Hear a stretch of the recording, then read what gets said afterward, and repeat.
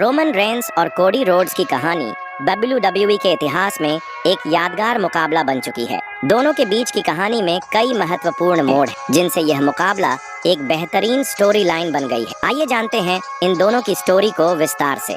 Roman Reigns की streak. Roman Reigns ने पिछले कुछ सालों में WWE में अपनी एक अद्वितीय पहचान बनाई है। डी ट्रिबल चीफ के रूप में उन्होंने अपनी बादशाहत साबित की और लगभग हर बड़े सुपरस्टार को हराया। उनका ये रूप उन्हें एक भयंकर और प्रभावशाली विलन के रूप में प्रस्तुत करता है। रोमन रेंस की कहानी उनके परिवार और ट्राइबल चीफ के तौर पर अपनी नेतृत्व क्षमता को साबित करने के इर्द गिर्द घूमती है।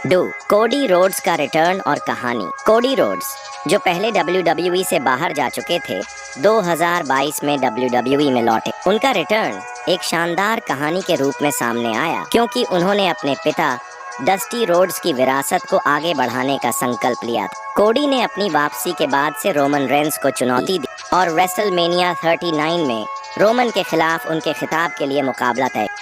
रेसलमेनिया 43 में कोडी रोड्स ने रोमन रेंस को हराने के लिए पूरी ताकत झोंकी, लेकिन रोमन ने कुछ शातिर चालों के साथ अपना खिताब बचा लिया। यह मुकाबला WWE इतिहास के सबसे शानदार और भावनात्मक मैचों में से एक बन गया। कोडी की हार ने उनके सपनों को तोड़ा, लेकिन उनके संघर्ष और डिटर्मिनेशन ने उनके फैंस को और भी ज्यादा प्रेरित। चौथी स्टोरी का इमोशनल पहलू।